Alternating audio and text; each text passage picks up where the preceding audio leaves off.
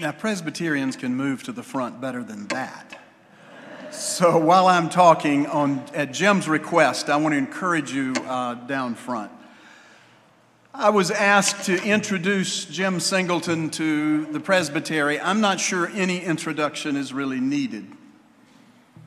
But there may be some of us who don't know Jim, and it's a privilege to welcome him and to introduce him to East Central Presbytery.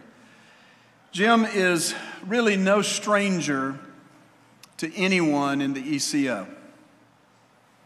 You may have known him in a variety of ways in the foundational days of this denomination. You may have known him as pastor of First Presbyterian Church, Colorado Springs. You may have known him in other ways. Jim was one of those people who was helpful and wisely present for me when Crestwood was working its way out of the PCUSA into the ECO. He may not remember the conversations on the phone, and he may not remember the conference call with the session. But Jim is particularly gifted at being able to span the gap between the theoretical and the practical.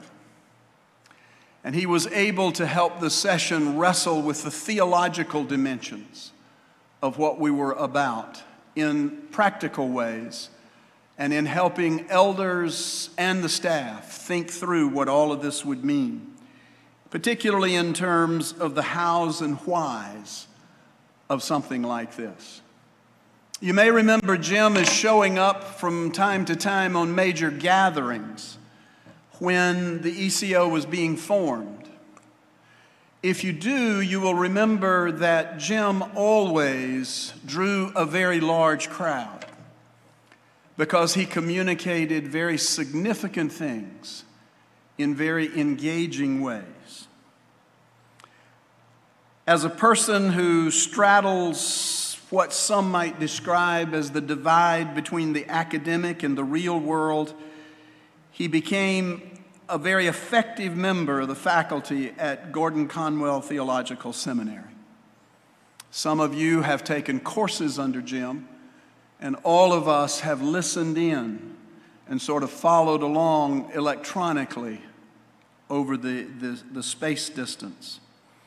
But after 10 years at Gordon-Conwell, Jim and Sarah moved back to Spokane, where they had served previously, I think in the 90s.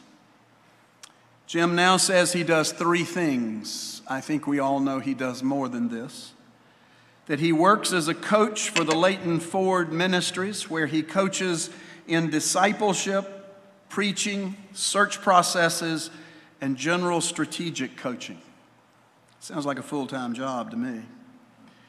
He's also one of the core teachers in the Flourish Institute of Theology, fit as we know it, our own seminary. And thirdly, he serves on a team which has started an ECO congregation in Spokane. I think all of that represents what we all know to be the passions of his heart in so many ways. Jim has many strengths, but his strengths are exuded in his one-on-one or in small groups as he seeks to teach and to engage others. Jim is married to Sarah, who is also a Presbyterian pastor in the ECO, and she is also the child of a pastor. Her father, who is in heaven now, will be remembered by many of you. His last installed pastorate was Third Presbyterian Church in Richmond, Virginia. And Bill Long was the only person I have ever known at his age who could do 200 push-ups and never break stride. He was a great man of God, and his daughter follows well in his footsteps, as well as plotting her own path. They have 2 grown children, and they raise 1 grandchild full-time who is now their adopted child. So from the East Central Presbytery Council perspective, Jim is with us to continue what we hope is a strong encouragement and instruction and inspiration to our pastors and to our congregations. I want you to know that your council accepts seriously the charge of trying to create this time as time that becomes so valuable, you more than just want to be here, but won't miss being here. And so we know that it is more than an investment of time and energy and expense. It is a time where we want you to be blessed, encouraged, and inspired.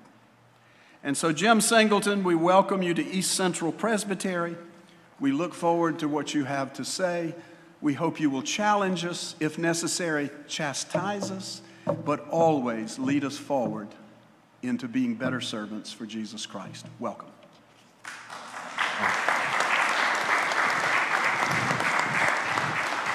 Thank you, John.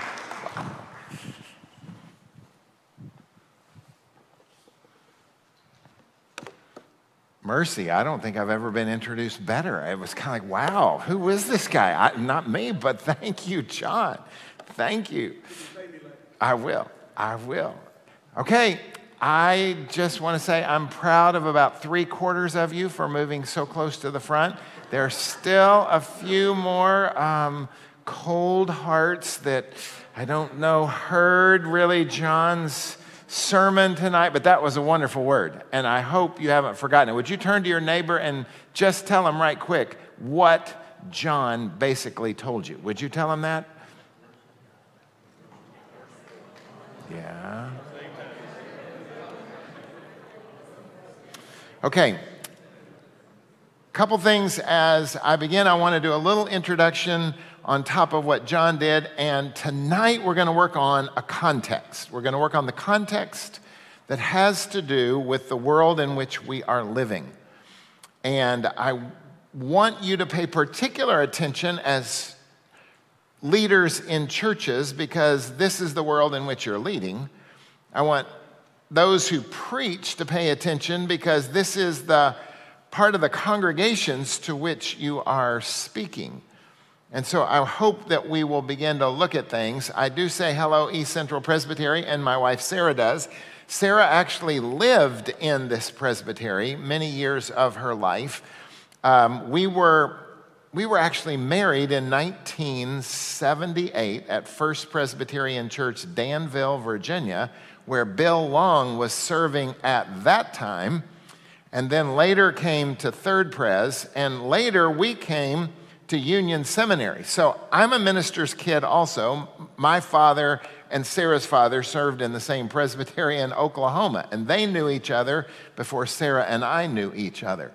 Married in Danville, seminary at Gordon-Conwell for 1.5 years, and then my presbytery, which at that time was Memphis Presbytery, said you're going to need to graduate from a Presbyterian seminary because we're afraid that you're going to turn out about like I've turned out. They had good reason to be worried. So I finished at Union, and while I was at Union for 1.5 years, I served as a student pastor at a little 4-church field in between Farmville and Appomattox.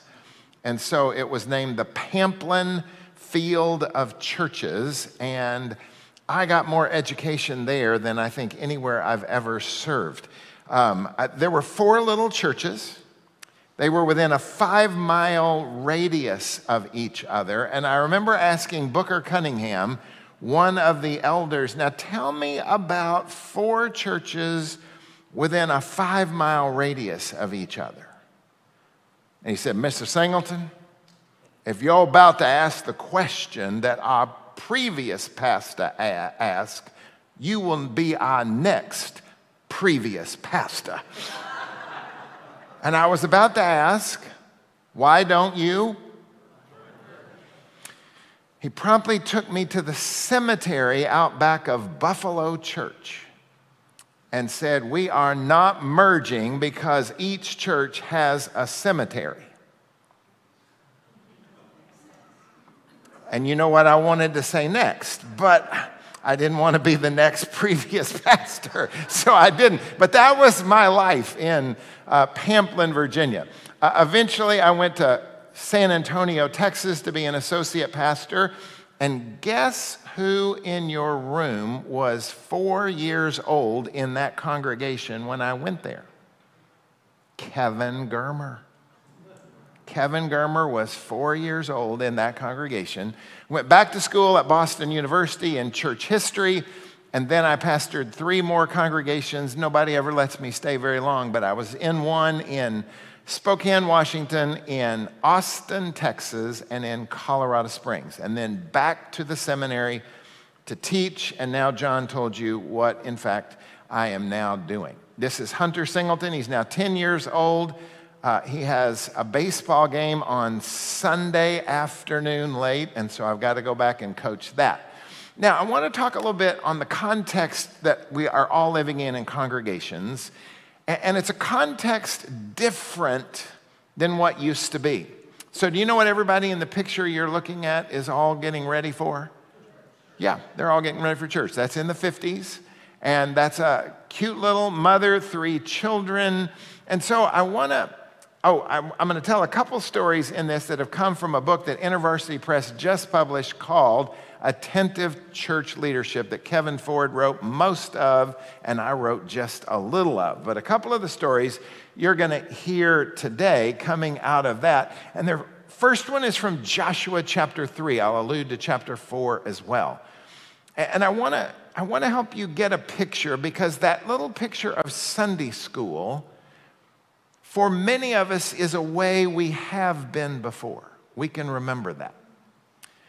But in Joshua 3, the people of Israel are just about to cross the Jordan River. That's a picture of the Jordan River now. And they're about to go over to the other side, which is going to be the promised land. They've had a long 40-year journey. It's been kind of miserable in lots of respects. Moses has just died. That's the way the book of Joshua begins, after the death of Moses. And as one who followed John Stevens, who had been there 34 years, it's not easy to follow a pastor who's been there 34 years or 27. It's just a little complicated because they're very used to one way of being, and sometimes we have a different way of being.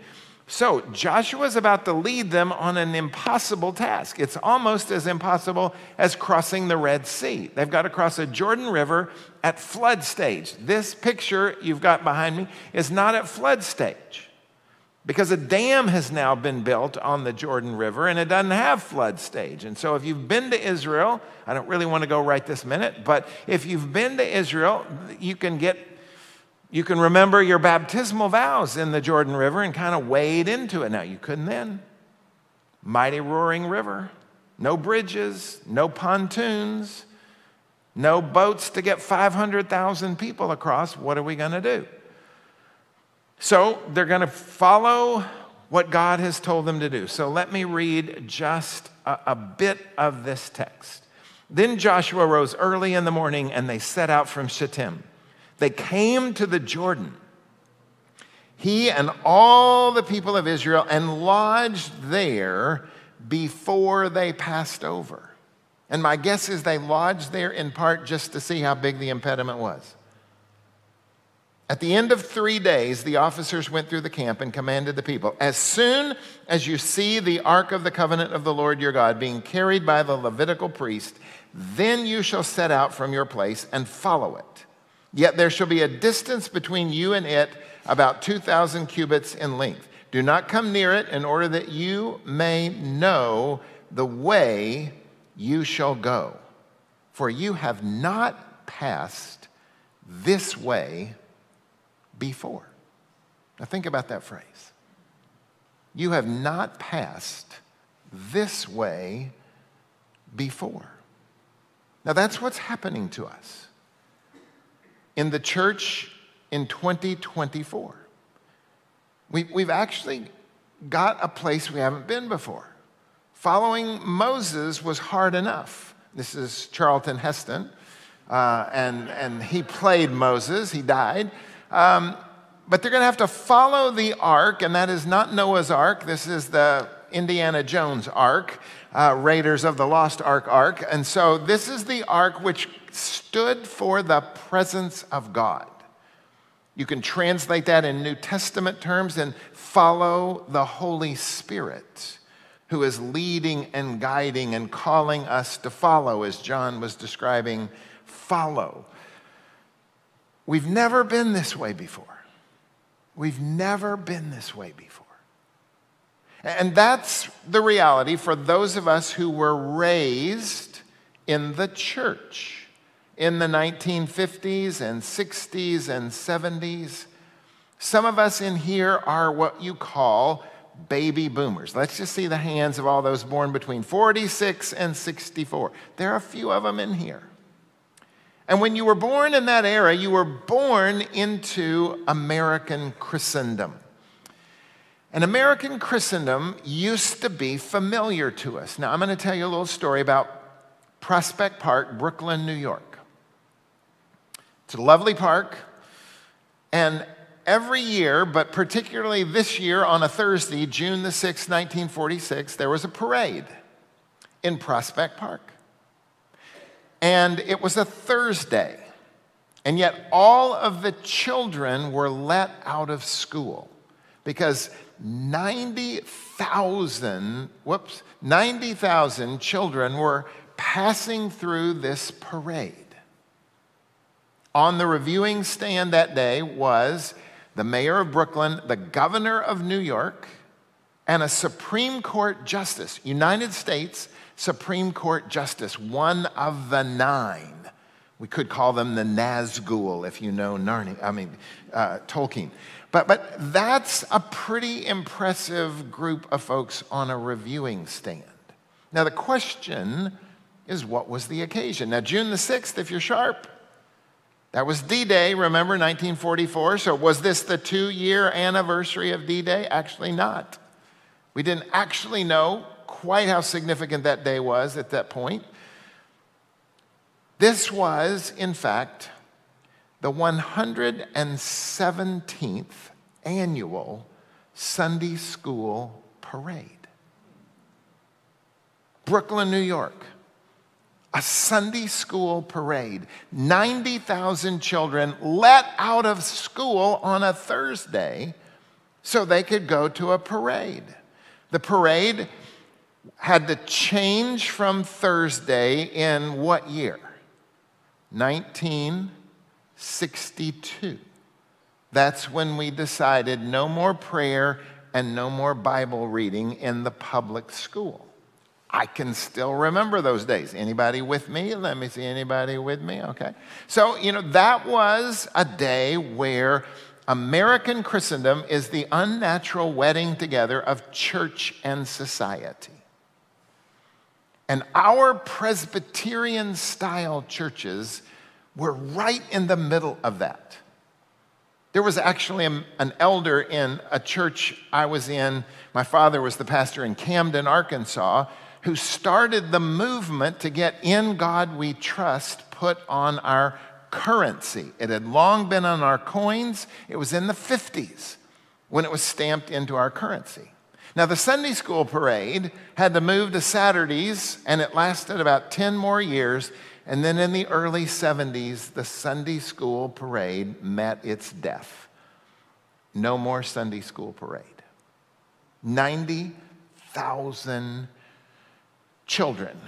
In the 1950s, we had our highest church membership and highest church attendance of any decade in American church history. That was the high point. Our churches were filled with World War II vets. They loved to join. They joined Kiwanis Club, they joined Rotary Club, they joined the Presbyterian Church. And interestingly, if you chart the graph of the PCUSA and the Kiwanis Club, the line goes at the same rate. They have died at the same rate. We moved to the suburbs, new churches were built, probably like this one. Television consumerism shaped our culture for the first time. We had not had a culture of television until the 1950s. There was a whole culture of conformity, of becoming like people around us. The man in the gray flannel suit was the popular description of how we had a lot of people working for a lot of large corporations and having a lot of things about the same. But what was brand new in the 50s was that in the move to the suburbs for the first time, youth really began to have their own culture. That was the first decade we really sold things specifically for children. Daniel Boone suits and caps, all kinds of Roy Rogers lunchboxes, of which I have one. This was a targeted era to a youth culture from which we have never really stopped. Now, what happened in the 60s that caused us to start to go seemingly a different way? Well, we had an unpopular war in that decade. And that unpopular war caused people to look at the decisions of institutions in a different way. We had assassinations in that decade of John F. Kennedy, Robert Kennedy, Martin Luther King.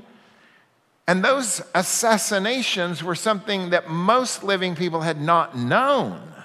Now, we had had some earlier, but that was devastating. We had racial tensions. We had a civil rights movement that was awakening a country to the inequality that was in front of us. We had sex, drugs, and rock and roll. And that changed the perception of the way people responded to this world, no longer conforming to the ways their parents wanted them to behave, but having some different ways to behave. Now, I did not engage in sex, drugs, and rock and roll, but I did have a 22-inch red afro that my father did not cherish, but decided that was better than the alternative. But it went out to here, and I could hide things in it. When I played football and pulled the helmet, it came out the holes in the side. So it was quite the thing, and I'll show it to you later. God is Dead actually appeared on the front of Time magazine in 1965.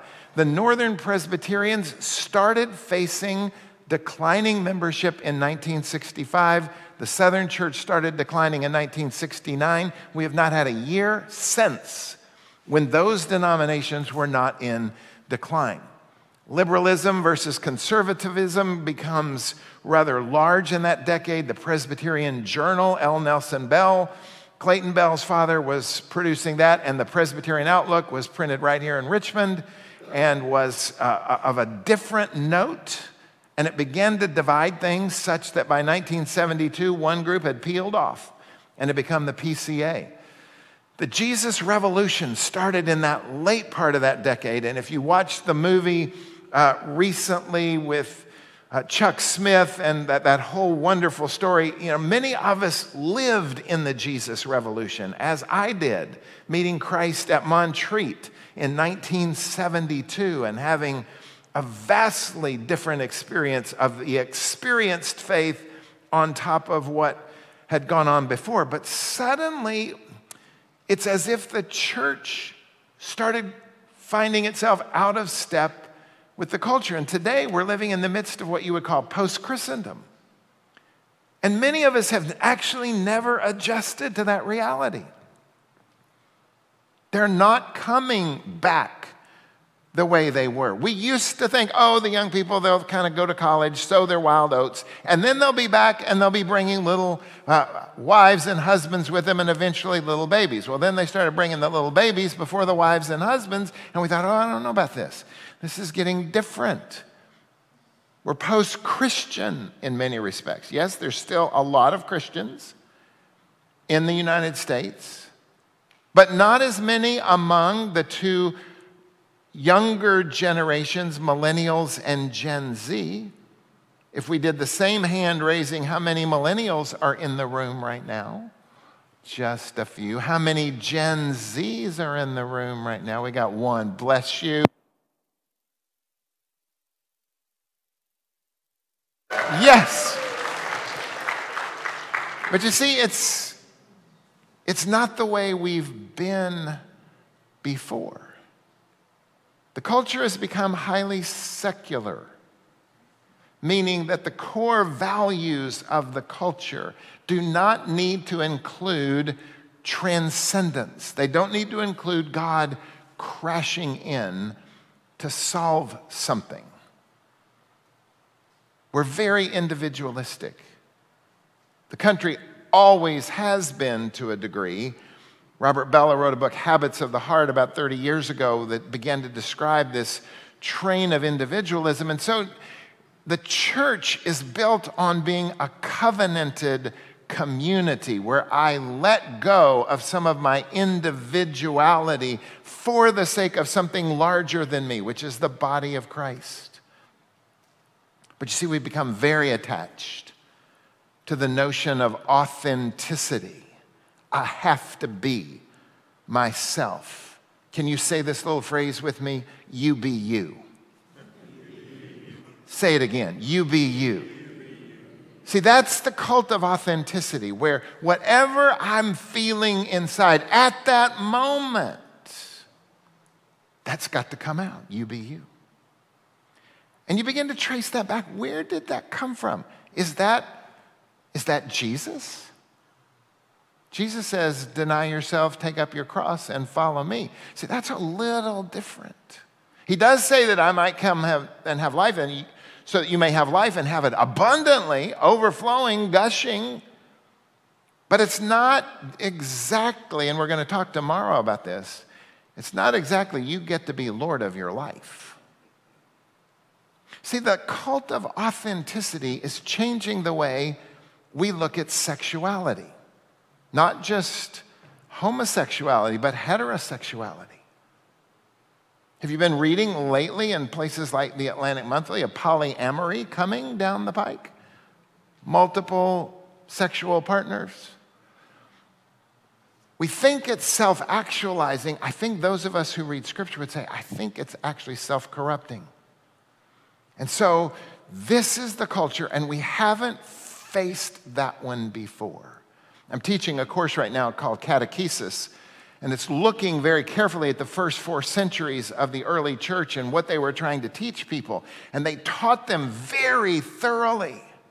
Are you aware that in the period after the first baptisms were done, they began to reserve baptism till the end of a 3-year catechesis process where you were deeply and carefully shaped as a disciple of Jesus. Everybody had a sponsor or a godparent to walk you through that process. You had to do it because the culture was surrounding you with heresies. Because the culture of the Greco-Roman world was surrounding you with different definitions of not only sexuality, but also violence and also the price of a human life, where children who were not wanted were put out on the side of the garbage heap to be taken away in infanticide. And Christians said, that's not what we're going to do.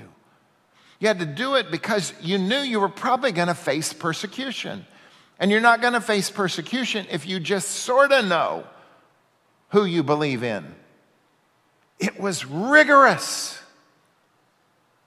And now we get complaints if we even have a 4-week new member class because you're imposing on my authenticity. Folks, in your lifetime and mine, we've never been this way before. Now, I don't think Cyril of Jerusalem would say that. I don't think Clement would say that. I think they had been that way, but we haven't. And it's going to affect the way we preach. It's going to affect the way we teach. It's going to affect so many things because we're just living in a different culture. And a world we did know is becoming lost. The picture on the left, if you can read it, says the Anson Jones Museum. That's the first church my dad pastored. It's out near Abilene, Texas. It's in a little place named Anson. And I went to look for it one day. I was out in that area. I thought, I want to see the first church my dad pastored, because I'd been there when it was kind of a hot church, and And I drove around, couldn't find it. I thought, well, maybe it's, sold its building and become a mega church on the edge of town. But on a Sunday afternoon, this little museum was open, and I went in and said, I'm looking for First Presbyterian Church. Where is it? And they said, well, you're in it right now. There was antique farm equipment all there in the sanctuary. And I said, well, my dad pastored this church in the 40s. And they said, oh, there's a little shrine to the church. It would have been your dad's office. Just go up there and you can look through scrapbooks. Now, the church on the right was Central Presbyterian Church in Oklahoma City.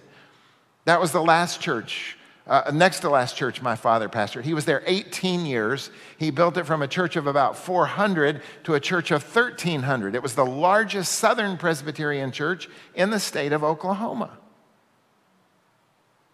It withered and withered and withered.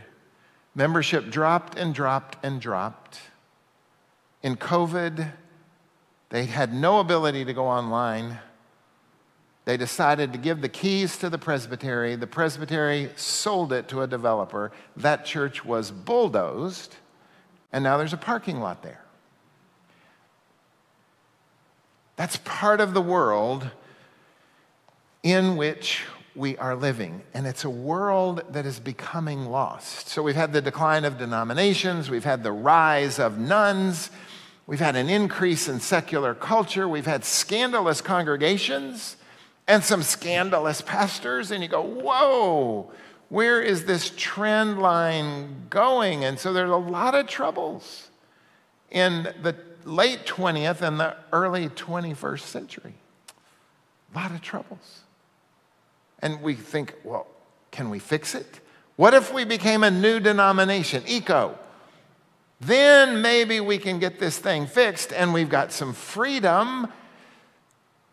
But we also haven't quite been passionate enough yet to turn the whole thing around. Now, it's a curious world. There's still lots of Bibles in the 25 million are sold annually in the U.S. 9 out of 10 homes in the United States have a Bible in it.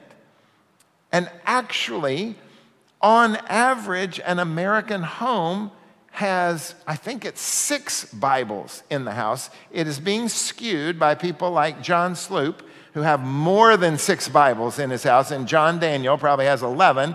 But it's not that we don't have the book somewhere, but the general population, at best, 35% of them that Barna poll reads it once a week. 45% of the population read it seldom or never. So it's there, not used. Now, general population, I just gave you the numbers, 35, 10, 8, 45. Evangelicals read the Bible 63% of the time, once a week. So that's a better sign, and only 18% of us read them seldom or never. But I went, wait a minute, 18% of people who call themselves evangelicals read it never or seldom? Wow. Bible reading, but fewer than half of Americans can name the 4 Gospels. 60% can't name 5 of the 10 Commandments. I mean, all you have to do is think juicy sin, and you can get 5 of them. I mean, it's kind of the... 82% believe that God helps those who help themselves is in the Bible. It's not. I just want to let you know that's not there. 12% believe that Joan of Arc was Noah's wife. And most high school seniors thought that Sodom and Gomorrah were a married couple in the Bible. Okay, that's not the case. So, mainline has declined. All 7 of those mainline denominations, of which we were once a part, are all in decline. The PCUSA was 4.5 million in 1965. It's 1.1 now. It's a dramatic drop.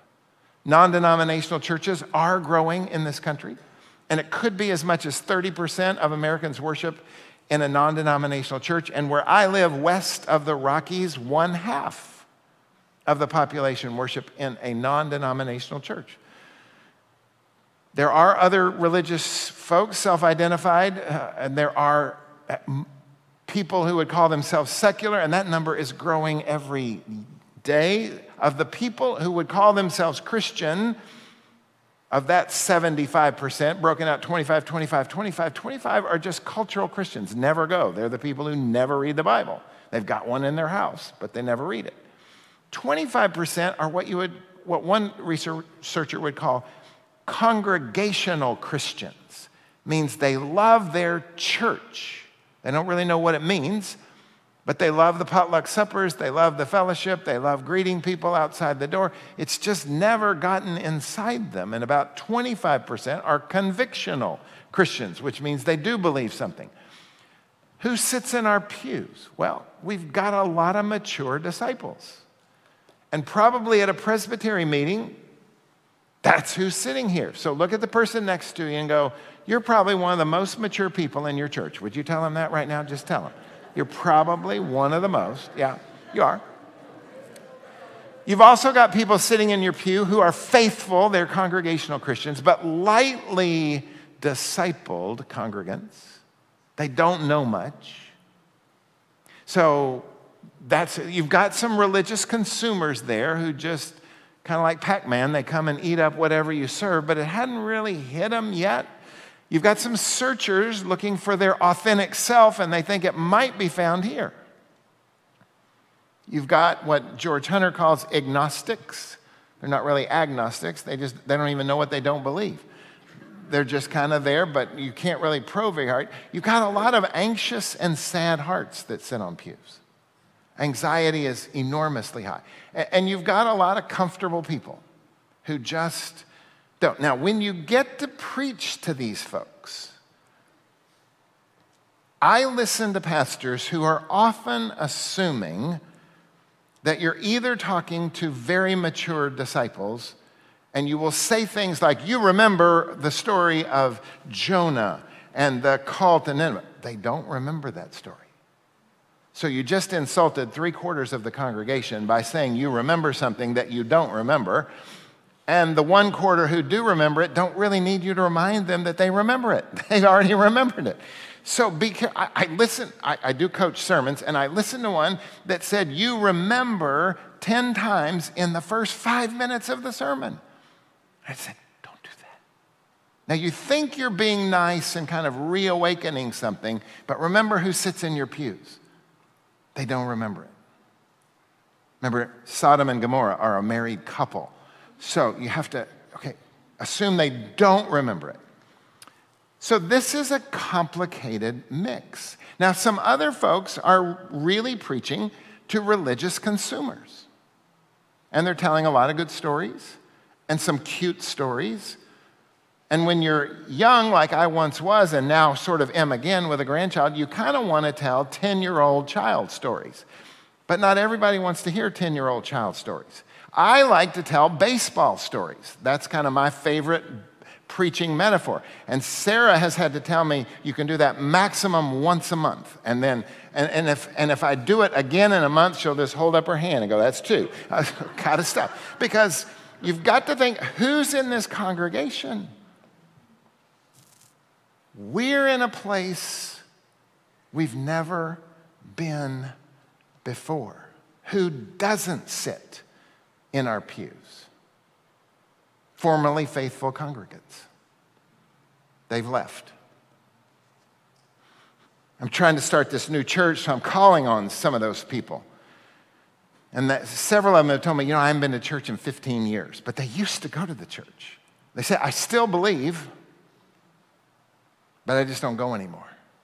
Social liberals don't sit in our churches. Postmoderns who might be similar don't sit in our church. Secularists don't tend to sit in our church. Family members of LGBTQ feel very uncomfortable sitting in our churches. Travel teams, sports kids, and families who are on the road playing basketball because they're going to get a scholarship to Duke, and they're probably not, are out there. Folks weary from work and stress. You can't imagine how many are those. And getting up to go to church is hard. And so if they're with us, they just click on the computer for about the first 10 minutes, and then they feel like they've been to church. So This is different from the American culture I grew up in. I grew up in a church, in Oklahoma City. We had 35 children my age. So we had 5 tables of 7 in a room. And they were there most every week. They just came. We have multiple unchurched. We have what you might call the underchurched who barely come. You have the de-churched who used to come. You have a second generation de-churched whose parents used to come, but they really didn't. You've got unchurched that are really never been there. And I remember visiting with a woman recently at a conference. We were both in a leadership conference, and she was from Canada. And when she found out I was a pastor, she said, I just hate to admit this, but I have no idea what you do. And I say, do you not know much about church? She says, I've never been. And in my social circle, I don't know anybody who's ever been. And then we got people from other faith traditions. Now again, this is a long way from those 3 little kids and the mother in the first slide. Are we ready to do evangelism for this world? About 5% of Christians in a typical church feel like they need to be involved in evangelism.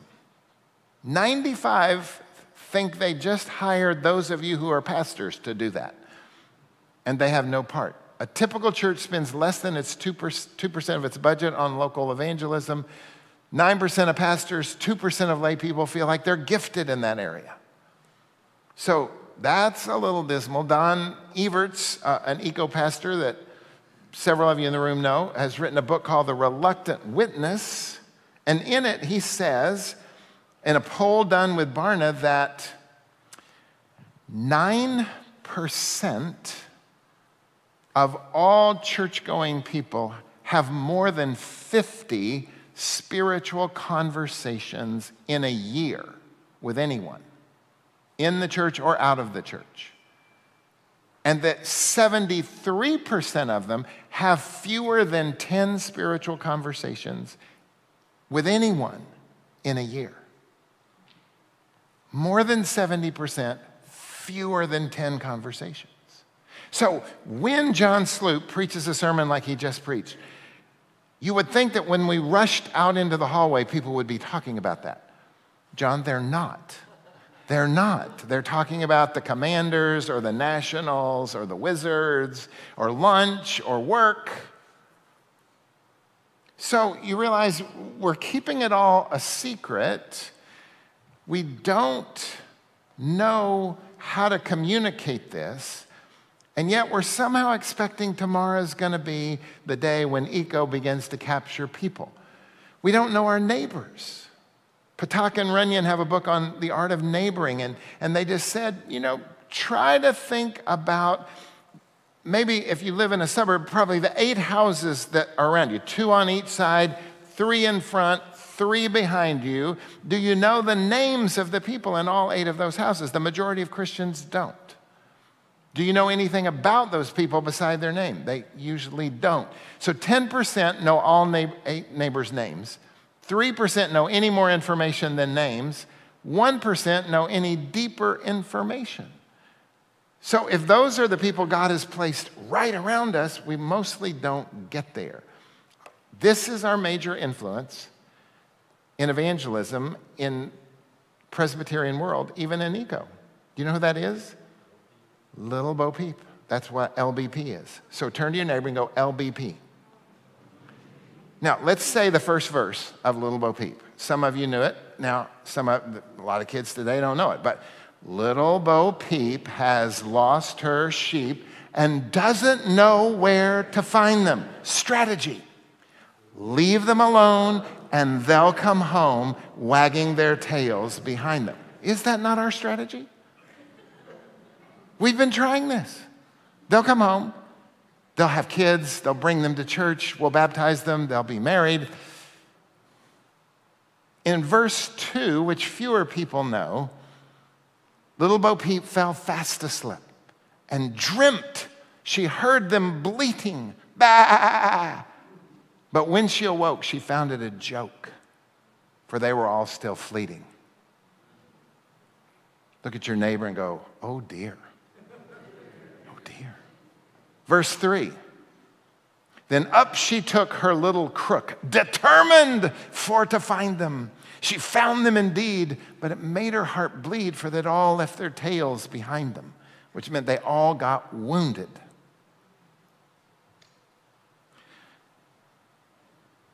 So, as preachers, those of us who are preachers, we've got a calling to recognize we're living in a different world. They're not about to come home.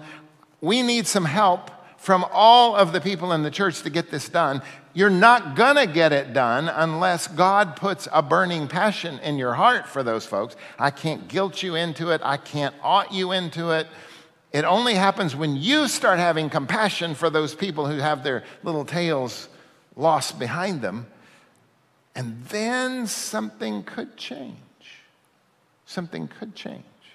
But what I want to do tomorrow is tell you what the grand narrative of Scripture is, so that we'll keep saying that as we preach, and so that those of us who are not preaching can speak it out there, because, folks, we are suddenly finding ourselves on a way that most of us have never been before.